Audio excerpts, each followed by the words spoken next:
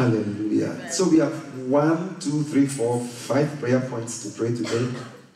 So the prayer is, we're going to pray against any spirit that attaches itself to us in order that men may use us and dump us as though we are no more useful.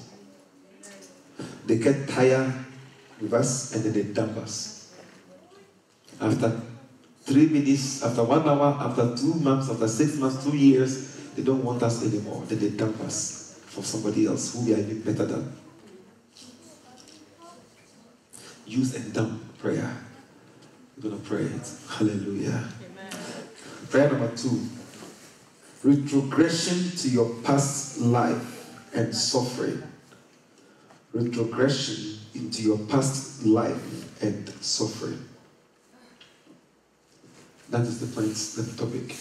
So I will not go back and serve any of my detractors, those who detract you. I will not go back and serve any of my enemies. Neither will I go back and serve any of my past friends. Hallelujah. There are many people back home who are waiting for us to come empty-handed so that they can give us jobs before we can eat. When you are seeing yourself in dreams with your old friends all the time, that's a demon. It's a demon who is doing that. It's a sign that you will not go forward in life. You will retrogress into your past life. The way you were when you were nobody until God gave you grace. If you keep on seeing yourself in your father's hometown, your mother's hometown, it's a sign that your life is not going to go forward in the dream. So you see yourself in the dream, some of the friends you used to be in the same school with, and this is not current school, past school, whether primary school especially, or JSS, which is secondary school here, you are dead. The demons are, God is telling you, demons are putting some things in your life so that you will retrogress into your past shame and reproach. So that those who didn't like you, those who are waiting for you to fall, they will get their heart's desire over you. So we're going to pray that prayer so violently, and the demon will not even have a chance to escape. They will blast it to pieces. Amen. Hallelujah. Amen. Have you got that point? Can I move on? Another prayer point. You are praying against any familiar spirit that attaches itself to you so that people don't take you serious when you speak. Any familiar spirit that aligns or attaches himself to me or finds himself into my ways of life so that people don't take me serious when I speak. They are so familiar with you that when you say, it's not be, is this sister, forget it, it's not be serious. That spirit should not be part of you in Jesus' name. We are praying against that demon. And also any demon that is going to use the weaknesses in your personality to let people clash with you and to not like you and to not take you serious. That demon to be arrested. Amen. Sometimes the demons know your personality, they know your weaknesses in the personality. So what they do is they magnify the negative part of your personality. So that's all what people will see, not the good part of your personality. So you are saying any demon that's attaching itself to my personality's negative weaknesses, my personality's weaknesses, magnifying it against me, that people will not see the goodness in me, but only my weaknesses, that they may defy me and not take me serious. That demon be exposed by fire. They must take us serious, so we speak. Especially now that you have a different identity called the Kingdom National. Come on. Oh, those of us who are in this country, for example, let's take this room for example. Those of us whose papers are not yet gone through. When you see somebody with British passport and you all came together the same year, don't you in your hearts, wow, when is my own coming? Or I wish mine had come. So you see, that's the point I'm making. So your new status must be recognized. Amen. Just like your friend wants to get your passport. But as for you, nobody even desire you. A demon doing that. When you die, They don't care. If you don't die, they don't care. Even when you come home from holiday, they don't care. If you don't come, they don't care. And even when you come home from holiday, it doesn't matter how much money you came with. The community will not be come and knock at your door and say, good morning, oh. Something is wrong. What those demons do is that they, sometimes, most of the time, they smear toilet on you. It's called the demon of smear campaign. You can write it down. The demon of smear campaign. So that flies will be all over you. So you smell. So people see you, they don't even want to identify with you. And those flies are demons, they are called Beelzebub. It's the Bible. So there's a demon called Beelzebub. It means the lord of flies. It means any demon that takes the shape of an insect. It's called Beelzebub. There are demons like that. You know what they do? They repel people from you. They make people hear you as if your words are rotting. Your face, they don't want you to see your face. You've not done anything to your husband, then they hate you. You've not done anything to your partner, then they are fighting you. There's a demon called smear campaign demon. Beelzebub. That's what they do. These are the things you have to teach your children. Some teachers don't like you, not because you've done anything. There's a demon doing that. Then there's a landlord who is a witch. And then they can see your star. So the demons will incite the landlords against you. And for those of you who are going to rent a house next, pray that God will not lead you to a witch landlord. Because they will take your money and use it to incite demons against you. When you pay them the rent, they take it to their demonic coven and curse your finances so that you can default and they destroy your credit. You just because you saw it on right move, you want to move in because the spring is beautiful. You are dead. Some of the landlords are witches and wizards. They incite Christians to come in so they can steal their stuff. You can never be able to pray as when you enter that house. That's why as soon as you rented that room, your prayer life has died. You pray but you can't even hit the ceiling. The landlord has owned you. There's a demon that creates the trampoline of atmosphere. Nothing will go up. Then eventually you will lose your job. You'll be depressed and demons will take over and they kill you. That's what they do. It's a step-by-step attack. It's called the tactics of gradualism. Daniel chapter 7 verse 25 is there. If you want, check it. It's called the tactics of gradualism. It's an attack like that. I will not teach it. Later I'll talk about it. You are recording, so you go home play it. Hallelujah. This will help you, church.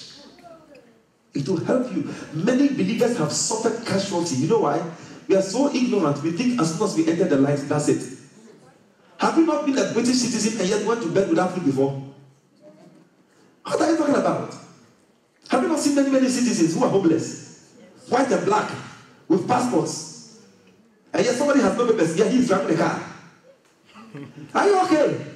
You don't even understand it, right? You don't understand how the world works. You don't get it.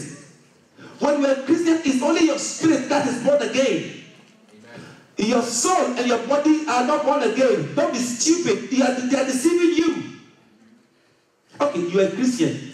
The same thing that affected your mom is not affecting you now. That's why you're old. Are you still not walking like mommy? You didn't fall. You didn't have arthritis. How come your knee is hurting you? Because mom had it. Okay, then you're a Christian. Why is it coming to you? Are you a new creature? And the old things not pass away. It's all things not new. But why are you still coughing like your dad?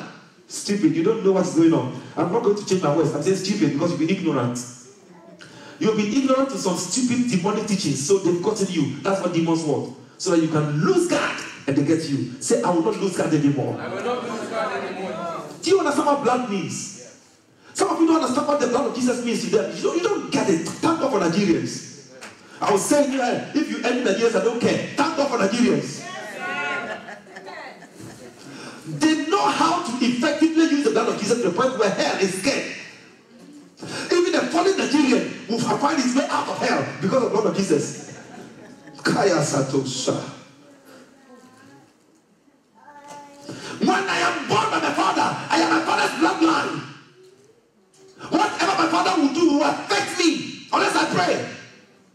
Whatever any of my siblings do, whether they're from the same father or the same mother, as long as you are linked by blood, it will affect me unless I pray. Somebody is in the family and he's doing something bad. You don't know. If you don't pray every night and cover yourself against those people, it will shock you. The curse will come to you. Yet they were the one who did armed robbery. You didn't do armed robbery. You don't know the Bible. That's why you're talking silly. Our fathers have eaten sour grapes. But we the children, our teeth are set on edge. Did you hear that? Were you there when they were eating sour grapes? Did you buy the sour grapes for them? Were you born when your fathers were falling? But why are you suffering from what they did? Bloodline. Bloodline. Bloodline. You will be demented if your mother suffered dementia. You will be demented if your father suffered dementia. But you have to pray against it. If not, to work. If there's history of depression in your bloodline, you will be depressed if you don't pray against it. If there's a history of rejection in your bloodline, there will be a time in your life when God will reject you. May you be aware of these things and pray. Amen. Have you not seen in the family where people don't give birth to children and then it's your turn? You didn't do anything. You are so handsome, attractive, beautiful, yet nobody will want to marry you, let alone produce children. You think that age is coming against you. And what's wrong with me? Because in the bloodline, there's not supposed to be continuity. It's called the demon of discontinuity. I should not teach you some of these things, or it's called the demon of discontinuity. They will never let you marry, let alone continue the bloodline. A demon just appeared here. I feel like vomiting. Let me not even talk about this. You will not understand it. Shetaka. God teach us and let us know.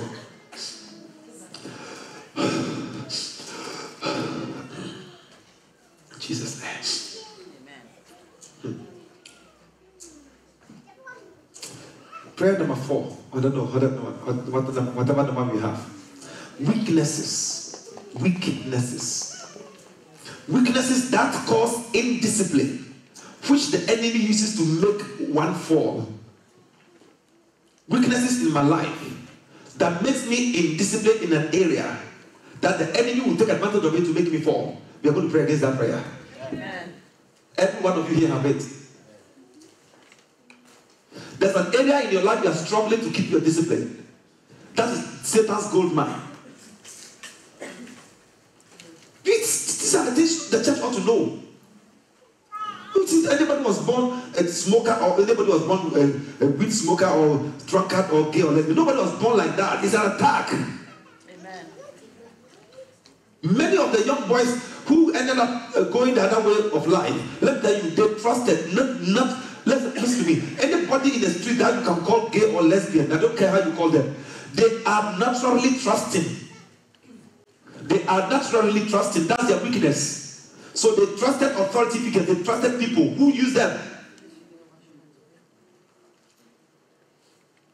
And over time, the demon of perversion attached himself to that thing because of multiple disappointments. So don't attack them, love them, pray for them. They will come back to faith in Jesus' name. Amen. That's how it works. They were attacked. So now, the prayer is, we are asking for grace to manifest the fruit of the Spirit. Remember, Mark, we are asking for what? Grace to manifest the fruit of the Spirit to overcome all of those weaknesses for as long as we live. Not only us, that's the full stop there. Not only is capital N. Not only us. Okay, let me read it again the way I wrote it. Ask for the grace to manifest the fruit of the Spirit to overcome them all, for as long as you live. Not only victory during your lifetime, but also victory for all your bloodline until Christ appears in glory. Not only victory during your lifetime means victory over that weakness once I live, but also victory over that weakness for all my bloodline that will come out of me until Christ appears in glory. Because I can conquer it, but it might rear its ugly head during my 4th generation when I'm dead. Does it make sense? The same demon who killed them in Egypt attacked them in Canaan. Because see, the enemy we spare today will only be fortified to attack our children tomorrow. You don't believe me? Ask Saul. He made a stupid mistake. Went and fought against Amalek and spared the son of the king of Amalek and took the king captive. It is written in the Bible. That's why he lost his kingdom. Not because he brought Agag home, but because he let Agag's son run away. The Bible is always leaving us with imprints. Then Samuel came to kill Agag. cut his head off. But it doesn't matter. Agag's son, Saul had spared him. Where did he go? Persia. And he was received as a refugee in the royal household of Persia. And he grew up and gave birth to children. And one of them was called what? Haman or Haman of Agag. Haman, the Agagite. Have you not heard it? Means the son of Agag, King Agag. Haman was a royalty. That's why he was with royals. You don't take slaves and make them royals anyhow. But because Saul spared Agag's son, 500 years later, he came to the Jews to kill them all, but for Esther. So please, the enemy you spare today, oh, this is a small demon, let's not pray against it. Really. It is because of your status, that's why he's a small demon for you. But for somebody, it's a mountain to climb. Never, hey, in Ghana, he said, don't give small money chance. You know what that means?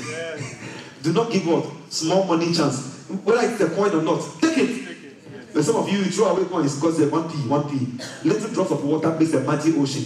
A gallon of 1p can buy what? A car tire. But David doesn't care about 1p. He leads them in century all the time. Oh, it's just 1p. It's too heavy. Really? It's money? Half a pot, they take all the 1p's and put them in when they collect. Penny jar. That's right. Call it piggy bank. And over time, it will pay the school fees. No, seriously. You see how Jordan is small like this? If I were you, every shopping I make, the pennies I put them in the jar. With the aim that when it turns 15 or 17, I'm taking him to boarding school, private boarding school with that money. It will shock you by the time he turns 18, that money that you didn't respect will be able to pay for all his tuition to Oxford. Some of you don't even get it. These are the way we do it without knowing that you have, some of you in your lifetime have spent over £1 million on pennies and thrown them away. And that's the truth. If only you were being disciplined and kept it in a jar. You see how shameful it is? Some of you see 15p, you throw it away. 10p, throw it away. 5p, it's too small, throw it away. You have thrown away treasure. So from today to go, even if it means stealing the church drum and cut it open and use it in your home as a jar, take it with you. Hallelujah. Put jar. Hallelujah. Let me give you another prayer point. It's called exams. Prayer point number 5. Many of you fall victim to that prayer. You have a dream that you're about to write exams and you're not prepared. You have a dream that it's exams time and you're shaking the dream. Or you're writing it but you didn't finish and they say stop work. Have you been there? It has happened to you? All the time. That's the reason why your papers are delaying. Anytime your papers are about to finish, then they cancel it. How many times have they canceled your papers before in this country? 6 times. See the proof. Immigration will work with them to when they're about to give her indefinite leave to remain. Then they cancel it again and ask her to start all over again for no reason to start again. As I'm speaking to you, tomorrow you are going to start again, fresh. We are not joking. These are real things. These are real things. Pastor, but this one here started from home when I was a child. The demon followed you from childhood. And you don't even know how to cast it out because you didn't. If I didn't tell you this, you don't even know how serious that thing is. It has eaten into your old age. I don't know.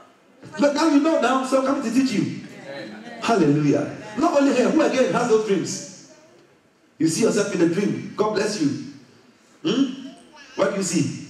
I was about to write an exam. About to write. I felt I wasn't prepared. You're not prepared. Then in the dream you were shaking. And who again? You saw yourself writing exams or about to. But you're not prepared. There we go. Who again? You saw yourself finishing uni in the exams. In the dream. That's a positive dream. That's a good dream. God is launching you to the next stage of life. The best dream for a believer who is matured in the spirit is to see himself finishing university. But not going back to school. If you see yourself going back to school or being re-enrolled in the lower school than what you have naturally finished in life, is a very bad dream. Precious, have you seen that before? You don't have to think it. It won't come in Jesus' name. Have you seen anything? Have you? God is good. So let me give you the prayer point God gave me. Sometimes you see yourself coming to write exams. You know that the topic or the subject is not difficult. And so you are not being serious because you want to wait until maybe 2 days' time, then you study it. Because you know you will pass. That's called the spirit of indiscipline. There's a demon called spirit of indiscipline. What he does is he doesn't make you prepare for the promotion. So many of us have got that demon attacking us. That's why I say let's not teach, let's give you the prayer points, maybe to help you. Amen. Exams for promotion and demotion in dreams. Now, let me finish my training without having to repeat a module or failing any module in the name of Jesus. So that's the prayer point. Lord Jesus, I have asked for the grace to finish my module. Lord Jesus, give me the grace to finish my training without having to repeat any module or failing any module in Jesus' name. That's the prayer point. Prayer point number 2 under the same exams. Anything in my life dragging me back so that I might not be able to be disciplined enough to prepare myself to pass my exams of life, or my exams of promotion, or my exams of marriage, my exams of expansion. We can put it in there when you are praying it at home. God, that's why it's a prayer topic. Any other exams that you need to pass in order for things to work for you. Anything in your life that is dragging you back so that you will not be disciplined enough. Hallelujah. Amen. For God to prepare you or to prepare yourself for that exams. Lord, grant me the grace to manifest the fruit of the Spirit, to overcome that thing and be ready for any other test, and be ready for any other challenge, and be ready for any other temptations, and to be ready for any other exams, etc., that may come my way from any source, be it from God or Satan. It's a complete, comprehensive prayer point. Amen to this. Amen. Then I've got 1, 2, 3 more prayer points for you. Then we finish. 3 more prayer points. Then we finish. Under exams, number 3. Lord, I need grace to manifest the fruit of the Spirit in my prayer life and my word study life, in order to prepare me for on-time promotion. That word is really important. In order to prepare me for on-time promotion, means that I will not miss out on my promotion. In order to prepare me for my on-time promotion, test preparation and passing any exams of temptation. Okay? Prepare me for on-time promotion, prepare me for my test, and prepare me to pass any other exams of temptation. Some of them are temptations that Satan will bring your way, but you need to pass a test to pass the temptation. Can I move on with me? Point number 4. Number 4. Let me not be complacent in my walk with you, O Lord.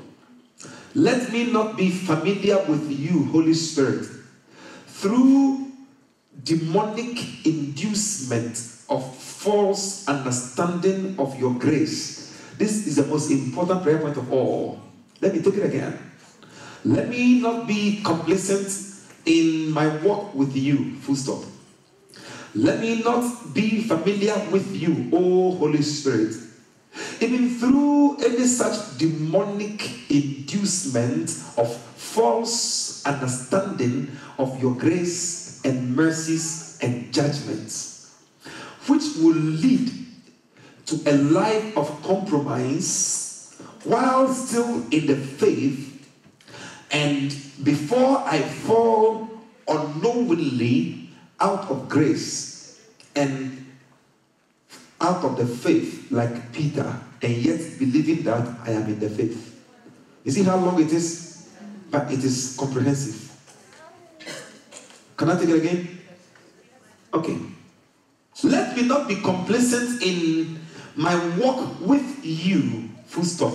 let me not be familiar with you, O Lord, through, or Holy Spirit, through demonic inducement of false understanding of your grace and mercies and judgments, which will lead to a life of compromise while I still stand in the faith, and before I fall unknowingly out of grace and faith like Peter, and yet believing that I am in the faith. It's a long statement. So there have been false teachings going on in churches about grace, about God is God of love, without understanding what love really means. So people take God being love and God being good and God being gracious, and then we continue in a certain way that will not change. That is called message given according to demonic inducement. Demons will induce and take away the sting of conviction from God's message, so that I hear it, but it does not convict me to change, but rather spur me on to continue in that weaknesses, thinking in the course of time I will stop. You won't stop, it will rather grow and kill you. Am I teaching right? Yes. Have you not heard those things before? Yes. And the church has been full of such messages. So we go there now, there's no Holy Ghost in attendance. We now meet because of moral obligations. And the same way we entered, the same way we went out. And we are not changing, and the church is full of offenders. They hurt people. They will hurt you to your bones and still go to court with you to shock you. A believer in the church will take you to court to shock you. It started as disagreement, it will end up in court. Have you not seen it before? It started as teaching from the pulpit through the pastor's silly mouth. Demons induced the message and killed the stink in it. So there was no conviction. So I heard, only nodded, and I went home and became the same. So that prayer, we should take it serious. It will make you fall out of the faith while still in church, not knowing that you're not in the faith. Peter was such a person. Peter was going to hell, yet he didn't know he was going to hell. Until John 21, Jesus says, follow me. How can you call 12 apostles? One is dead, 11 left, and you tell only one out of the 11, say, you follow me. And foolish man will say, how about this one? Say, if I want him to leave until I come back, is that your concern? You follow me, focus on what I told you. Peter was going to hell without knowing he was going to hell. After Jesus said, follow me, then he had the Holy Ghost to write the book. And even everything Peter wrote, as a matter of fact, is too light. Peter's doctrines are too light. I don't know what I know the Bible really. It's so easy to read Peter and understand it. It's not deep at all. Peter is too light. Because he cannot be compared to Paul. In experiences, in encounters, oh Jesus Christ. In price, in suffering, in pain, in shame. That's what, see, the more you're suffering, the more your revelation. Amen. And the more your rejection, the more your acceptance in the Lord. That's why those of you who are not accepted by your own family, by your own sisters and brothers, when your time of promotion is due, it's funny, they will celebrate you from afar. They are so ashamed that they can't even come to the promotion party. But you will sit on your head in Jesus' name. You will sit on the head of your enemies. You will sit on the head of your detractors, because you have paid the price. And those who are laughing at you, they will laugh in their armpits. You will see. Okay, so now last prayer point. Finally, give me the discipline for divine routine, to constantly be alert, watch and pray, read and study, meditate on your word, and most especially not greedy with money when it comes to ministering unto the Lord with my substances, not only in my local church, but elsewhere in the kingdom as well. Hallelujah. Amen. If I pass all these tests, Satan will attack me with money. Because that's why he did to Jesus. Finally, he showed him money. The kingdom thereof and the glories, I will give it to you. Let me read it again. Finally, give me the discipline for a divine routine.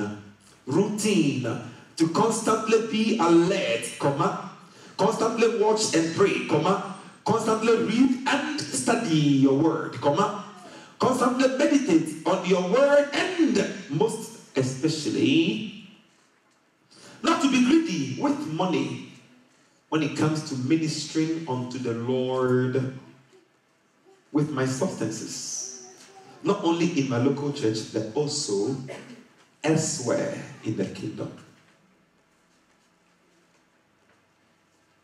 So that I didn't give you this prayer point because I want your money. I'm giving you the prayer point because I want you to pass all tests. Money is controlled by Satan. By nature, whenever your anointing increases, your natural ability to bully demons and take what they have increases. So it makes you sometimes successful in money somewhere. And it will shock you how you can be greedy because you didn't have it at first. Can I tell you this by experience? When the believer's anointing increases through prayer and repetition of these things I told you, it becomes natural for you to bully demons and take what belongs to them without knowing you even did it. Opportunities come your way without even struggling for it. Doors open without you knowing that it comes natural. And so because of that, because you never had it before, trust me, it will shock you how there will be a silent pseudo greediness attached to how you manage these things. So Satan just gave way for you. It's called the tactics of retreat. It's part of conventional warfare, the tactics that I've taught you before. It's called conventional warfare. Now, it's part of, it's called the tactics of retreat. Now, when he retreats, obviously, he concedes space for you. So the new territory you won will come with wealth, because war produces wealth. It's not true. That's why America fights, because they want money to run their country. They have nothing there. So they go to where there's oil, and then they kill the people and take their oil. Up to now, they're still stealing oil in Syria. We all know that. We all know this. They're stealing oil in Syria every day. Every day, 30 million barrels of oil is being stolen by America from Syria to America. And they did so by killing civilians. And then they say, God bless America. And you think America is good. God bless America then. You shall see. Do you think by saying it, it will happen? It is not God's name you mentioned. Well, it is his duty to you to bless it, to say amen. He won't. Because they are murderers. There's blood on their hands. If you don't say this lightly, we say this, let you know. Britain has blood on her hands. Britain too, God will not bless us. You don't believe me? That's why we are even struggling to raise even one leader. We are voting for leaders every 2 years. For 5 years now, we voted for 3, 4, 5 leaders. Our country is going downhill. Can't you see? Our economy is broken. Our pound has fallen. We have nothing. People are dying more than ever before. Because we have killed in Afghanistan. We have killed in Iraq. We are still killing in Somalia. We are thieves. I love my country, but I don't trust my leaders. That's my final prayer point for you. Any questions so far? Let me take questions once they're preparing the prayer points. Any questions, be quick, so you can go. I have 2 questions. Okay, quickly then. My first question is, how does God give you your gift? Wow. God gives you your gifts based on the will of Holy Spirit. The way Holy Spirit desires or wills is the way God gives you gifts. In the book of 1 Corinthians, chapter 12, if you can go there quickly. 1 Corinthians 12. The Bible says, for to one is given by the Spirit the word of wisdom. Have you seen that? And to another, word of knowledge. Let's go to the last one that says, by the self-same Spirit. That all these are given according as the Spirit wills. You see that? Okay, Bobo, let's read together. But all, read on, Bobo, read this. For all these worketh that once and the self-same Spirit, dividing to every man severally as he will. So see, the gift is given based on the way Holy Spirit is willing. So first you must desire to have it, but though you desire it, does not mean it came. You desire it, then the Spirit is willing, He will give it to you. If I desire it and the Spirit is not willing, He doesn't give. Do you know why? Motive. The motive behind why you desire it is what makes the Spirit give or doesn't give. Many of us want the gift because we want to be popular. Many of us want the gift because you want to be known. It will come. Amen. But if you want the gift because you want to serve, and you are so desirous to serve, it will come. Yeah. For the gift is given for service. Amen. It's not given for self-aggrandizement. It's not given for us to become popular. It's not given to make money. That's why those who use the gift to let people sow seed and take money from them, they go to hell. Yes. The gift is not for seed sowing. Seed sowing was there before gift was given. How dare you, prophets, come and stand here and say, can you sow seed so I can prophesy? Let me tell you, they are thieves, they are charlatans. Run for them. It doesn't matter whether they are from God. Don't do it. They are thieves. They are thieves. And I say this to one, I say it to all. They are thieves. Hallelujah. The things of God and money don't go. Money is controlled by Satan, and the things of God are controlled by the kingdom. Difference. Hallelujah. Bobo, last question, please. My last question is how do you use your gift? Because sometimes you can use it at the wrong time. That's true. Wow. As for this question, Prophetess Nicolette will answer it. Go give her the microphone. What? Lekayaba Soko. Ask the question again. How do you use your gift? Because sometimes people use it at the wrong time for the wrong purpose. I would say that you use your gifts according to the will of the Holy Spirit. Because it was given by his Because it was given by his will. by His will. So if it's given by his will, then it must be used according to It must be his. used according to His will. So the grounds of the using of the As He gifts. gives you, That's right. As He gives you permission to use it. If you go outside of that, just like when Moses, the people were crying out for water, and God told him to speak to the rock. Yes. Moses didn't speak to the rock; he struck the rock. To struck means to hit the rock Hit with the rock. the stick. Bah! Okay, so he used the gift that God gave him. He had a gift of faith to believe that people could Get water get the water from the dry rock. But instead of just speaking to the rock, which is what he was commanded to do, that's how he was commanded to use the gift, he actually struck the rock. And because of that, he got into an awful lot of trouble with God. You see? So Moses used the gift wrongly by hitting the rock instead of speaking to the rock. Why? Because in 1 Corinthians chapter 10, the Bible says Jesus was that rock that followed them. Is it there? And by hitting the rock means Jesus must die. But how many times was the rock supposed to be hit? Only once. How many times did he hit it? That means Jesus must die 2 times. So Moses was crucifying Jesus afresh. That's why he died. That's what Paul said, by crucifying Christ afresh, he will die. It's a deeper thing that we can go into, but time is gone. So if you want to be popular, those of you who want the gift, there's a responsibility that goes with the gift. Amen. Hallelujah. But you see, this is the order. First, desire. Second, the thing is given. Third, responsibility. Finally, accountability. If you don't want to go and give accounts, don't take the responsibility to keeping it. If you don't like responsibility, then don't ask to be given it. Hallelujah. Amen. Simple as that. Many of us don't like to be asked, especially our elders, to give accounts. Then they get upset. Do you think I'm a thief? You don't respect. Did you say you're a thief? You only said the money we gave you, how much is left? Is that an insult? No. Oh, our elders, God bless them. Hallelujah. Amen. We thank God. Thank you for all the questions. Any other last question here? Brother, you have the question? Hallelujah. Oh, Malachi. Let's take last for Malachi, then we close. Can animals go to heaven? Can animals what? Go to heaven. Yes, all animals. Bobo, answer the question. Let Bobo answer it.